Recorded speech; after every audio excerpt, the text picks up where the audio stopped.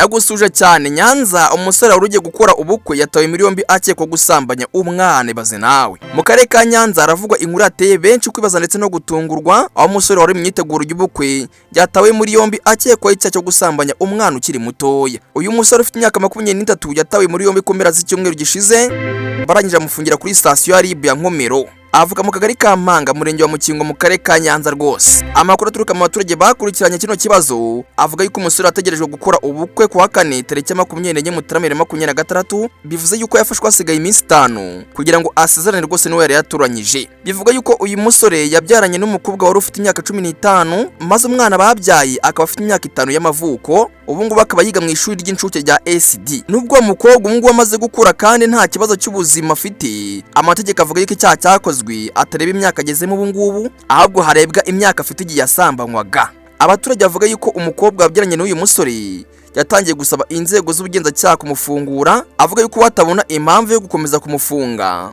bityo agahabwa amahirwe yo gukomeza imyiteguro y'ubukwe bwe. Gusa aya magambo nta shingiro rwose arafite mu mategeko. Bivuze ngo uyu musore wasambanyije uyu mwana bamaje kumufunga, uyu mukobwa yasambanyije yifuza yuko rwose uyu musore amufungura maze agakomeza ubuzima, kubera yuko rwose uyu mukobwa abonaga ko nta mpamvu yo kuba afunze. Byumvikane ko rero nyuma uyu mukobwa agiye kumufunguza, ariko rwose amategeko akavuga ati oya ntago byakunda.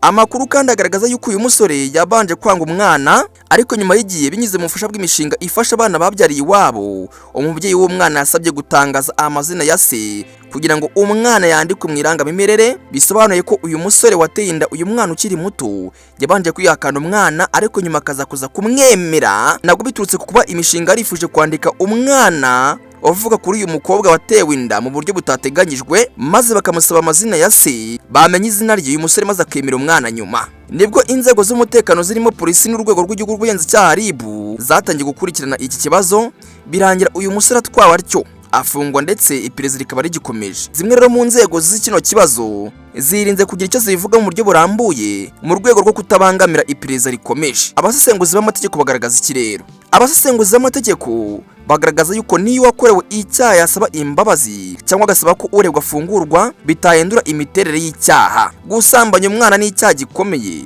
kidasaza kandi rwose kitababarirwa, kuko kiri mu byaha by'ubugome bihungabanya uburenganzira bw'ibanze bw'abana. Bisobanuye ko bino bintu bagutera inda cyangwa se bakaguhohotera, maze waguhoteye bakamufunga, nyuma ukagenda uvuga mufungure, ntago rwose bino bintu bikora, kuko rwose aba yaramaje guhamwa n'ibyaha. Iyi nkuru kandi yongeye kwibutsa abaturage akamaro ko kubahiriza amategeko ndetse n'uburenganzira bw'abana, kuko icyaha nk'iki ngiki kigira ingaruka ndende ku buzima bw'abana ndetse no mu muryango nyarwanda muri rusange. Mbega inkuru ibabaje. Aha nta kundi byagenda, niyakire bibaho, ntago ari twe twamutumye ngo agenda bikore. Nkura subscribe n'imbaraga mugeze kuri isheni. Njye ndacyari Obi na ngini Obi Time News.